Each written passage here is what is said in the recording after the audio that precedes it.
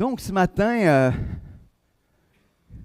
je vais commencer je me suis permis un petit peu d'humour en racontant un dimanche matin normal pour des chrétiens.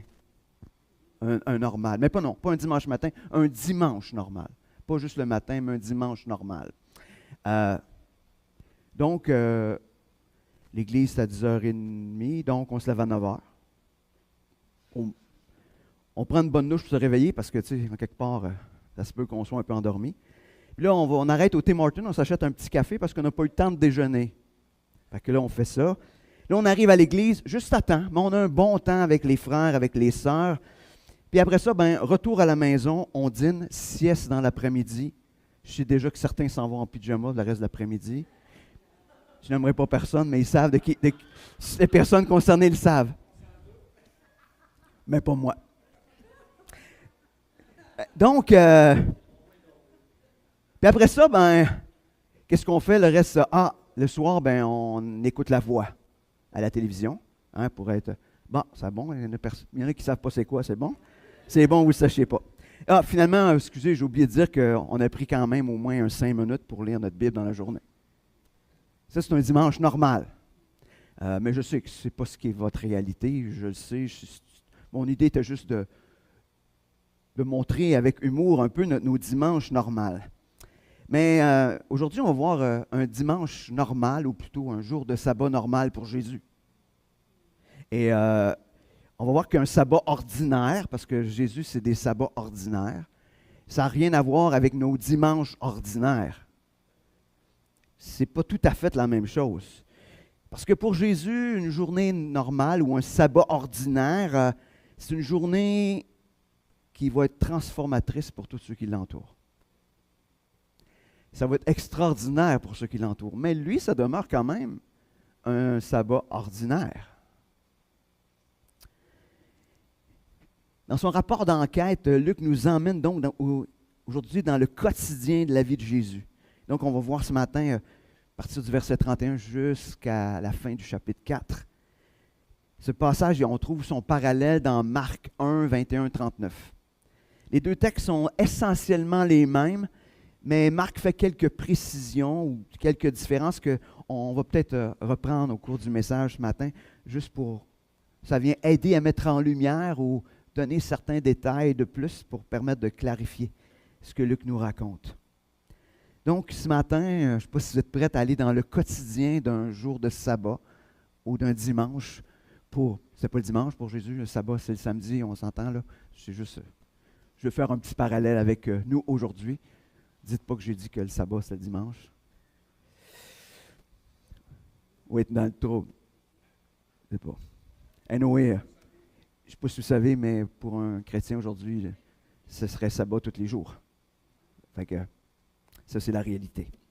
Donc, bienvenue dans le quotidien de Jésus et de ses disciples. Et on va se tourner vers Jésus, ce Jésus qui vient transformer nos vies. Seigneur, on veut vraiment te remettre ce temps entre tes mains ce matin. On veut que toi-même, tu viennes nous parler. On veut que toi-même, tu viennes nous encourager, nous fortifier, nous exhorter. Seigneur, si tu n'interviens pas dans nos vies, nous sommes confus. Nous sommes dans le chaos. Alors, Seigneur, viens nous transformer. Seigneur, on veut être de ceux qui sont avec toi. Tous ces jours de sabbat, donc tous ces jours de nos vies, on veut être avec toi, afin de te voir agir pleinement dans tous les événements de nos vies. Merci Seigneur pour ta parole. Amen. On va commencer donc avec les 2 premiers versets de ce matin, donc 31 et 32 dans le 4. Ça nous dit, « Il descendit à Capernaum, ville de la Galilée, et il enseignait le jour du sabbat. On était frappé de son enseignement, car il parlait avec autorité. »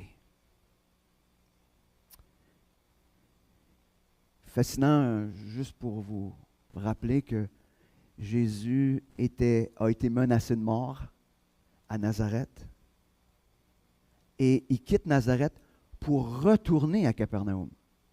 Parce que je ne sais pas si vous vous souvenez, mais la semaine passée, il disait, fais comme ce que tu as fait à Capernaum, hein, d'une certaine manière. Donc, Jésus elle venait de passer, on avait dit, probablement plusieurs mois, peut-être même une année dans la région de Capernaum. Il était allé à Nazareth. Et là, après ça, il retourne, encore une fois, à Capernaum. Jésus accomplit son ministère et il annonce la bonne nouvelle. Il est où Jésus? Là où ce que le monde est. Puis la journée où ce que le monde est rassemblé. Il n'est pas où ce que le monde n'est pas. Il est dans la synagogue avec les Juifs. Il participe à cette fête-là parce que les gens, ils sont là. Et qu'est-ce que fait Jésus? Il annonce la bonne nouvelle. Comme il avait été faire à Nazareth. Il annonce la bonne nouvelle. On voit encore une fois que Jésus enseigne. Et c'est ça son premier ministère. Et c'est ce qu'on va voir aujourd'hui. Le ministère de Jésus en premier n'était pas de guérir. N'était pas de chasser les démons. Était d'enseigner. D'ailleurs, on va voir Jésus qui va nous ramener là, dans la fin du texte qu'on va voir ce matin.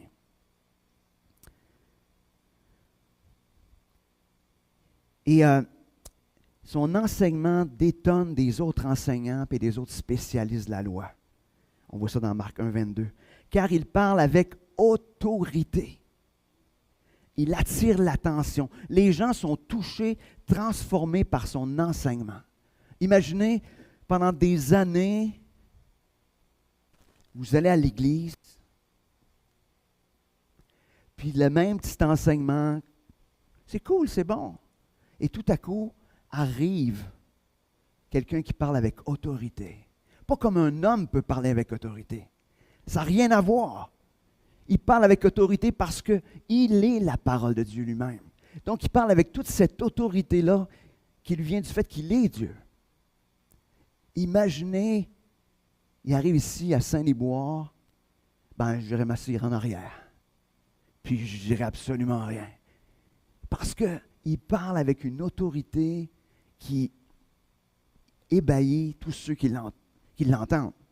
Ce n'est pas quelque chose de... Et parce qu'on revient continuellement sur cet aspect-là, il parle avec autorité.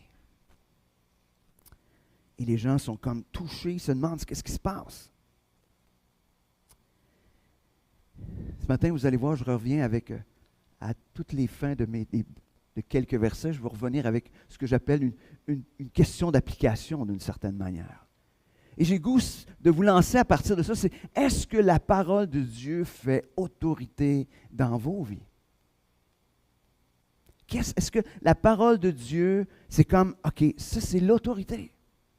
C'est pas ce que le monde va me dire, c'est pas ce que n'importe quel prédicateur va me dire, c'est qu'est-ce que la parole de Dieu dit. Est-ce que c'est ça qui fait autorité? Par-dessus tout. Pas ce que les nouvelles essaient de me dire non plus. Pas ce que tout ce qu'on peut entendre aujourd'hui, il y en a beaucoup, beaucoup de bruit, beaucoup de voix qui se font entendre.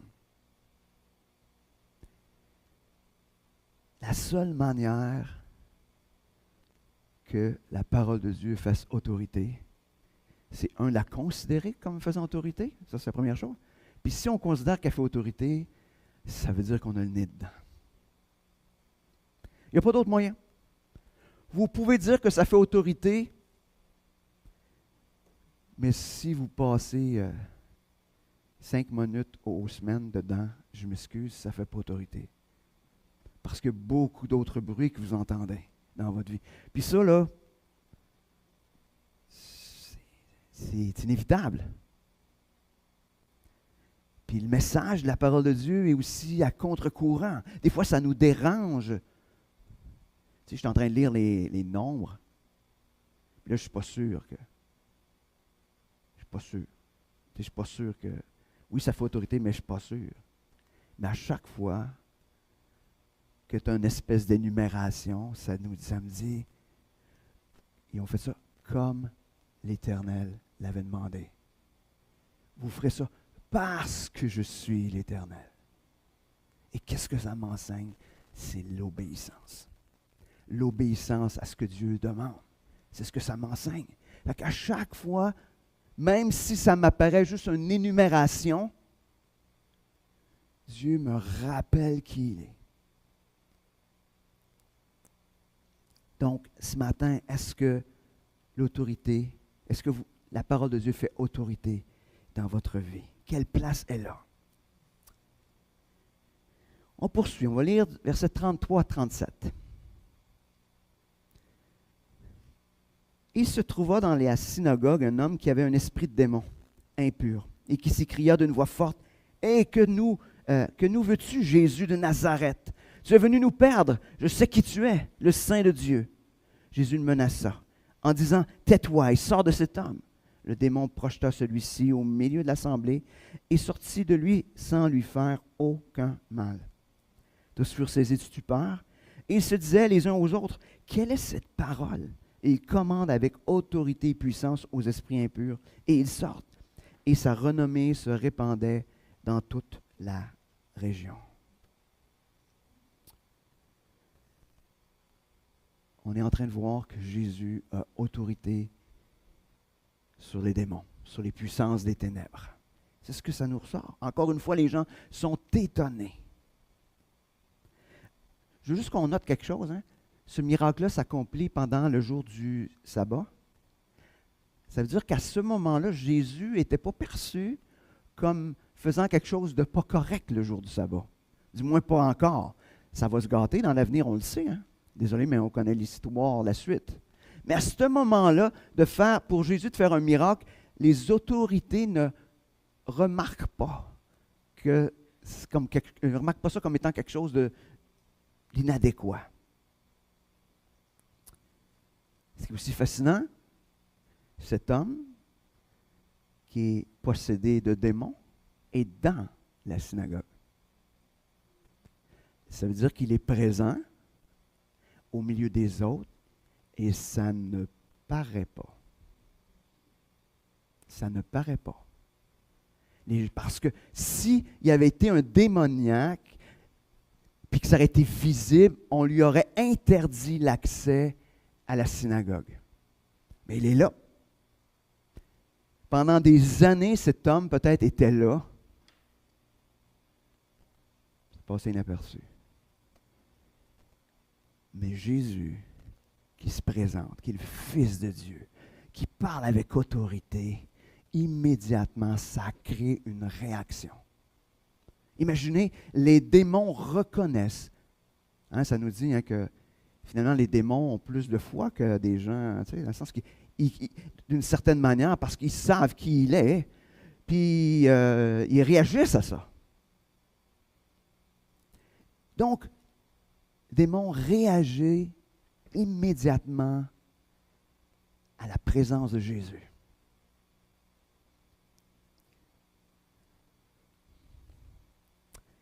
On parle d'un démon impur. Ce n'est pas très clair, mais c'est probablement parce que ce démon-là emmenait cet homme-là à poser des gestes qui le rendaient impur.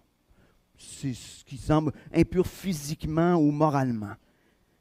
On ne peut pas aller beaucoup plus loin que ça, même quand on fouille là-dedans, mais on sait que ça l'emmenait à l'impureté. Donc, l'impureté étant très large, si vous allez dans l'Ancien Testament pour regarder tout ce qui nous rendait impurs, il y en avait une collection.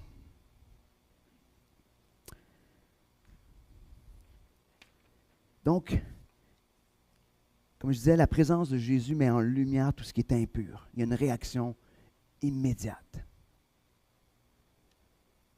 Quand on plonge les regards dans la parole de Dieu, ça met en lumière quoi? Le péché. Le péché dans nos vies. Pour nous, enfants de Dieu, ça ne nous condamne pas, mais ça nous pousse à la repentance. Est-ce qu'on ne veut pas trop s'exposer parce qu'on ne veut pas vivre cet inconfort-là? Je ne sais pas. Je ne sais pas. Mais inévitablement, ça nous expose immédiatement.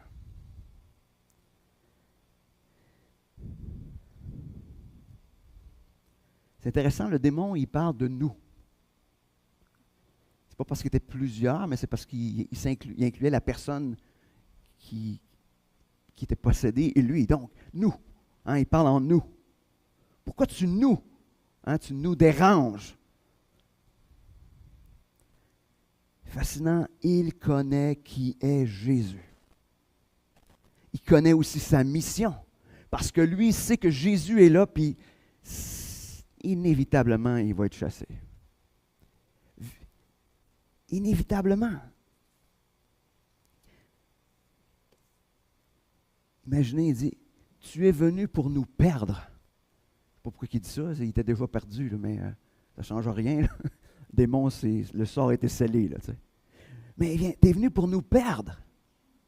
Imaginez, il savait ce qui était pour arriver. C'est intéressant parce qu'il fait taire le démon. Savez-vous pourquoi il fait taire le démon? Jésus ne veut pas des démons comme messagers. Il n'en veut pas qu'un démon soit son messager. Il ne veut pas qu'un démon vienne dire « Ah, tu es le Fils de Dieu ». Non, c'est pas ça qu'il veut. On sait ce qu'il veut comme messager. Vous en êtes le résultat. Il veut son Église aujourd'hui. Il veut ses enfants. C'est eux autres qui veulent qu'ils soient les messagers. Dire Jésus est le Fils de Dieu. Jésus est venu pour sauver. Le démon pouvait juste parler de détruire. Ce qu'il veut, c'est de l'Église. Intéressant, le démon sort avec violence, mais il n'arrive à rien à celui qui était possédé. Jésus protège cet homme-là. Imaginez. Jésus donc s'assure que rien n'arrive à cet homme. Dans Marc 1, 27, qui est texte un peu parallèle, tous furent si effrayés qu'ils se demandaient les uns aux autres, qu'est-ce que ceci? Quel est ce nouvel enseignement? Il commande avec autorité même aux esprits impurs et ils lui obéissent. Il était effrayé. Qu'est-ce que c'est ça? Donc, ils sont étonnés pas seulement parce qu'ils annoncent la bonne nouvelle avec autorité, mais aussi parce qu'ils chassent les démons avec autorité. Rien ne résiste à l'autorité de Jésus, à l'autorité de Christ. Et ils découvrent quelque chose de nouveau dans l'enseignement de Jésus. Est-ce qu'on reconnaît l'autorité de Jésus dans notre vie, au quotidien? Quand les choses ne vont pas bien, est-ce qu'on est plus porté à penser qu'il ne s'occupe pas de nous? Ou on fait confiance à son autorité qui va s'accomplir, au-delà de ce qu'on peut observer, au-delà de tout ce qu'on peut vivre? Est-ce qu'on croit que la capacité et le vouloir d'accomplir tout ce qu'il souhaite? Est-ce qu'on croit ça? Est-ce qu'on croit à l'autorité toute puissante de Jésus dans nos vies? Je vous pose la question, mais je me la pose à moi-même. Je ne suis pas en train de me placer au-dessus de personne. Mais est-ce que quand on se regarde aller, on voit cette autorité-là de Jésus? Imaginez si on se met à croire réellement que la parole de Dieu est l'autorité, que Jésus a toute autorité. Imaginez comment nos discours seront différents, comment nos gestes seront différents. Tout va être différent. Mais des fois, quand Jésus nous demande quelque chose, on a des « Ouais, mais... » Il me semble que j'ai une meilleure idée. Il me semble que ça pourrait être autrement. Il me semble que ça pourrait être différent. Jamais qu'on est là, on dit « Ouais, j'ai besoin d'être transformé dans ce domaine-là. » Jamais. Moins, pas si souvent quand même. Continuons. Je ne veux pas être rabat-joie ce matin quand même. Mais je veux qu'on réalise cette vérité-là. Versets 38-39. En quittant la synagogue, ils se rendirent. Juste vous rappeler, nous sommes dans sabbat ordinaire. Pour Jésus. OK. Fait que donc, verset 38. En quittant la synagogue, ils se rendirent à la maison de Simon. La belle-mère de Simon était atteinte d'une forte fièvre. Ils le prièrent en sa faveur. Il se pencha sur elle, menaça la fièvre, et la fièvre la quitta. À l'instant, il se leva et se mit à les servir. Dans Marc 1, 31, je trouve ça important, qui est le texte parallèle, il y a quelque chose que je trouve intéressant, donc on va le lire, ça nous dit « Il s'approcha, la fit lever en lui prenant la main, et à l'instant, la fièvre la quitta, puis elle se mit à les servir. » On voit un élément de plus qui ajoute toute la douceur et la compassion de Jésus. Il n'est pas juste au-dessus, puis il fait comme, bon, que la fièvre te quitte. Non, il vient et il prend la main. Toute cette douceur-là. Hey. Jésus la fit lever en lui tenant la main. Juste vous rappeler que c'est une guérison immédiate et complète. Je ne sais pas si vous savez, ça vous arrive l'affaire de la fièvre? Peut-être que vous n'en souvenez pas. Mais même quand la fièvre vous quitte, vous êtes ordinaire. Vous êtes moche en tabarouette. Je ne sais pas, là. Puis ça prend un petit bout de temps avant de retrouver l'énergie. Elle, là, elle se lève et elle les serre. Fait que, en termes de guérison, c'est complet, c'est parfait.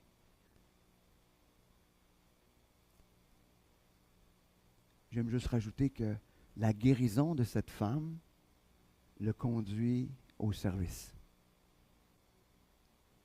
Elle dit, bon, je pense que je pourrais m'asseoir avec ce que je viens de vivre, là, tu sais.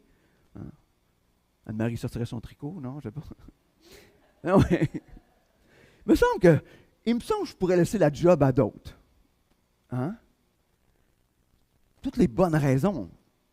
Bien, il me semble qu'elle a des bonnes raisons. Moi, j'en connais 2, 3 bonnes pour elle que j'aurais pu lui donner. Mais non, elle, ça produit immédiatement le service. Elle sert. C'est même pas un... Elle va servir. Puis, tu sais, Jésus arrive là... il y avait au moins une couple de... Dans le texte de Marc, ça nous dit qu'il arrive avec 2 de ses disciples.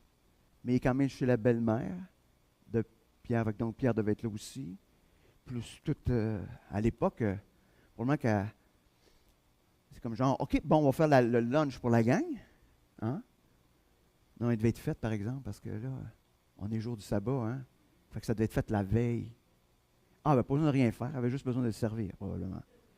Puis même là, mais elle les sert quand même. Excusez, je vous ai induit en erreur.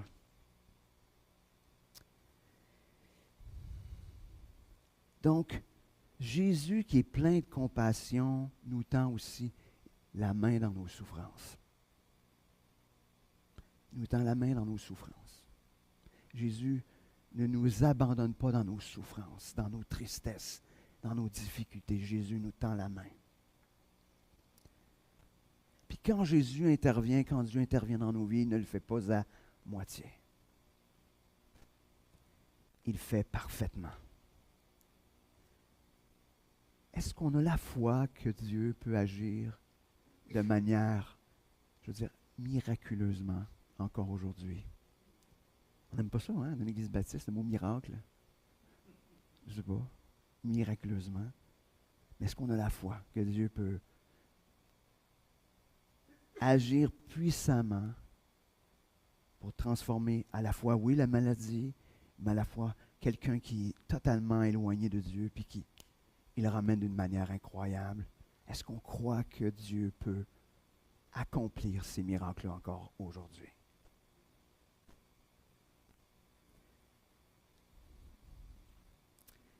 On poursuit. Versets 40 et 41. Et c'est peut-être les 2 versets que j'aime particulièrement. Après le coucher du soleil, tous ceux qui avaient des malades atteints de divers maux les lui emmenèrent. Il imposa les mains à chacun d'eux et les guérit. Des démons aussi sortaient de beaucoup de personnes en criant et en disant « Tu es le Fils de Dieu ». mais il les menaçait et ne leur permettait pas de parler parce qu'il savait qu'il était le Christ. Là, il faut se rappeler, nous sommes après le coucher du soleil, donc le sabbat est terminé. Donc, là, le monde sort dehors. Hein, c'est comme, là, on peut sortir, il n'y a pas de problème. Tout le monde sort. Et qu'est-ce qu'ils font tous? On s'en va voir Jésus. On emmène nos malades. Hein, on les emmène, on emmène ceux qui sont pas... On les emmène. Ah ouais, venez-vous-en. Venez-vous-en. Le texte dit, il imposa les mains à chacun d'eux et les guérit. À chacun d'eux et les guérit. Je ne sais pas comment il en est venu. Mais avec toute la renommée qu'il avait, probablement qu'il n'y avait personne de malade qui est resté assis chez eux.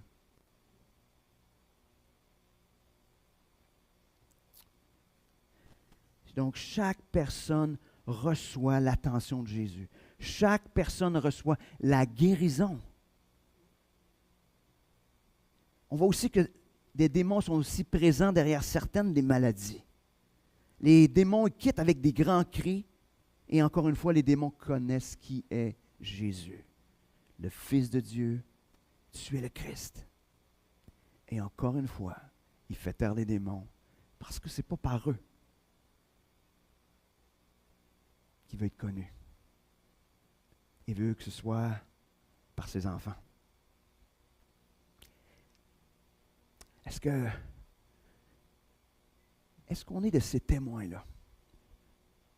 Si vous êtes ici ce matin, vous avez tous, ou du moins si vous ne l'avez pas vécu encore, je vous le souhaite, mais vous avez tous vécu au moins un miracle qui est le salut. Vous l'avez tous vécu ce miracle-là. C'est le plus grand des miracles d'ailleurs. Hein? Il n'y en a pas de plus grand tant qu'à moi. C'est un miracle parce qu'on ne méritait absolument rien. Même au contraire, on méritait la condamnation. Et qu'un Dieu si grand prend la place sur lui. Prend notre place sur lui, donc toute la condamnation qu'on devait recevoir, et en échange, il nous transfère l'acceptation par le Père. Ça, c'est un miracle. Alors, si nous sommes des miraculés, hein, c'est le fun? Vous avez un nouveau statut. Vous êtes des miraculés. Si nous sommes des miraculés, il me semble qu'on a pas mal de bonnes raisons d'ouvrir la bouche, d'être ces témoins-là. Est-ce qu'on croit que ce matin, que Jésus s'intéresse à nous personnellement? Est-ce qu'on croit qu'il nous donne tout ce qui est nécessaire? Est-ce qu'on est aussi sensible au fait qu'il y a un combat spirituel derrière des épreuves, derrière peut-être certaines maladies? C'est pas juste que c'est comme ça. Non, non. Il y a souvent, on s'entend là, je ne suis pas en train de dire que faire une connexion facile, de dire il n'y a pas de maladie, c'est juste les démons. Non, c'est pas ça que je dis. Mais je dis que souvent derrière la maladie se cache l'ennemi. Se cache l'ennemi. Est-ce qu'on reconnaît, nous, qui est Jésus? Et donc, on va terminer notre passage. Et intéressant, ce texte, le dernier verset qu'on va voir, je pense que c'est ce qui va nous challenger pour la suite. Donc, versets 42 à 44. Dès que le jour parut, il sortit et alla dans un lieu désert. Des foules de gens se mirent à sa recherche. Ils vinrent jusqu'à lui. Ils voulaient le retenir afin qu'il ne les quitte pas. Mais il leur dit, il faut aussi que j'annonce aux autres villes la bonne nouvelle du royaume de Dieu, car c'est pour cela que j'ai été envoyé. Et il prêchait dans les synagogues de la Galilée. Dès l'aube, Jésus est levé. Jésus sortir dans un lieu désert.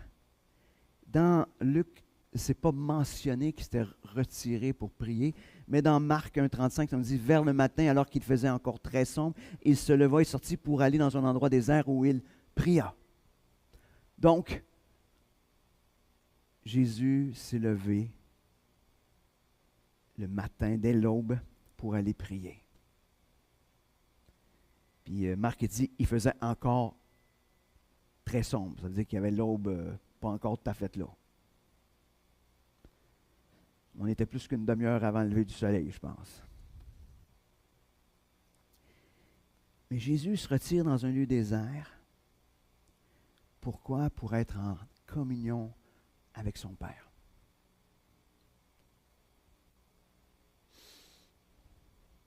Il y avait eu un petit sabbat ordinaire la veille. Mais Jésus, il s'en va dans la présence de son Père. On a entendu un premier capsule vidéo sur la prière. Vous allez en entendre d'autres. Mais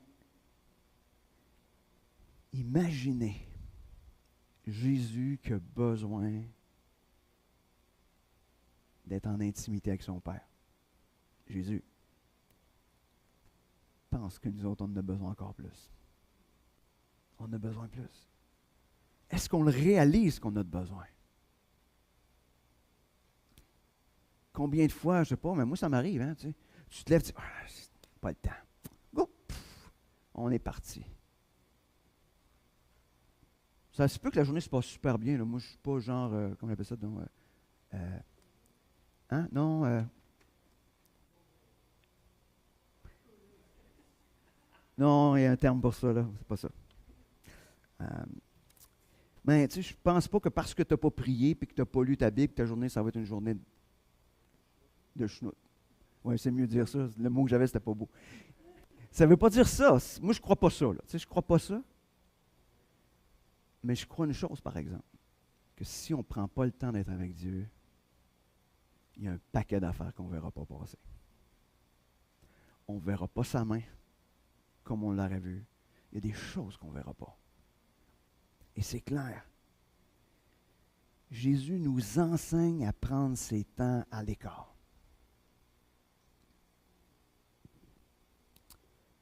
Les foules veulent retenir Jésus. Mais leur motif semble être parce qu'elles veulent d'autres miracles de la part de Jésus. Parce que Jésus, dans sa réponse, il dit, d'une certaine manière, je ne suis pas venu faire des miracles, mais je suis venu pour annoncer la bonne nouvelle. La mission de Jésus était d'annoncer la bonne nouvelle. Alors, je vais lancer une pavée dans la mort. Comme chrétiens, nous sommes appelés à annoncer la bonne nouvelle. Nous ne sommes pas appelés à être une église de miracles ou à être des faiseurs de miracles. Ça ne veut pas dire que des miracles n'accompagneront pas, si on le sait. Mais nous sommes appelés à annoncer la bonne nouvelle. C'est la mission que nous avons reçue.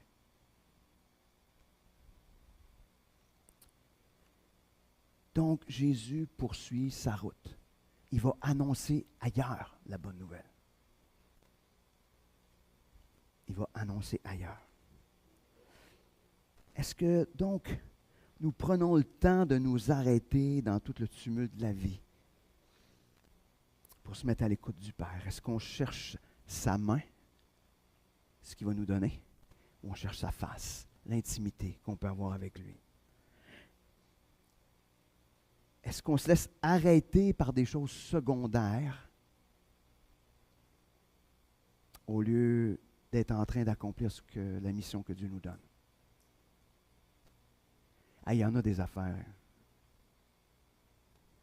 Moi, j'appelle ça des fois le magasin des vanités. Je ne sais pas comment appeler ça, mais moi, je vois la vie chrétienne, souvent, on se promène sur une route ou une rue. Puis de chaque côté, il y a des magasins avec des néons. Plein d'affaires de fun qui sont attirantes.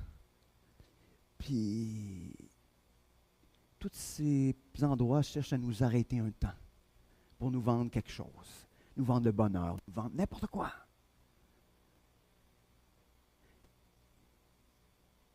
Mais Jésus nous dit, reste sur la route. Reste sur la route. Ne te laisse pas distraire par tous les néons, par toutes les choses qui sont supposément vont prendre soin de toi. Non. Aie le regard fixé sur Jésus, sur la route à suivre.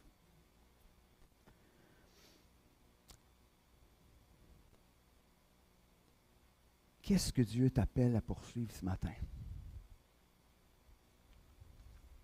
Différent probablement pour chacun d'entre nous, mais c'est juste une variante de la mission. La mission d'annoncer la bonne nouvelle. Je suis désolé, mais c'est juste une variante de ça. Mais on est différent, on a des dons différents, on va le faire différemment. On n'est pas appelé vers les mêmes personnes, vers les mêmes lieux. On est juste appelé à ouvrir la bouche. En terminant ou en conclusion, Jésus se révèle comme parlant et agissant avec autorité. Il est à la fois celui qui est la bonne nouvelle, qui nous réconcilie avec le Père, qui transforme notre quotidien. Donc, je vous laisse avec quelques réflexions, mais est-ce que Jésus est l'autorité dans notre quotidien? Est-ce que la parole de Dieu fait autorité pour toi face justement aux défis du quotidien? Est-ce que vous expérimentez cette relation de compassion avec le Père, avec Jésus? Est-ce qu'on cherche sa main ou on cherche à le rencontrer lui? Est-ce qu'on prend le temps de s'arrêter pour entendre sa direction? Et est-ce qu'on la poursuit? Prions. Seigneur, je veux te remercier pour ta parole ce matin qui nous encourage, qui nous rappelle que tu as toute autorité, qui nous rappelle que nous sommes appelés à te suivre, qu'on est appelé à chercher ta face continuellement. Seigneur, montre-nous peut-être les endroits dans notre vie où on garde l'autorité et qu'on ne te la cède pas. Donne-nous d'obéir à ta parole qui nous parle avec autorité. Seigneur, on ne veut pas le faire parce qu'on est obligé de le faire. On veut le faire tout simplement parce que tu nous aimes. Tu nous aimes tellement. Seigneur, fais-nous réaliser la grandeur de ton amour, afin que tes exigences ne deviennent pas des exigences légalistes, mais juste une normalité, parce qu'on t'aime, parce que tu nous as aimés le premier. Ah oui, Seigneur, viens transformer nos manières de voir. Viens te glorifier dans nos vies, dans la vie de l'Église.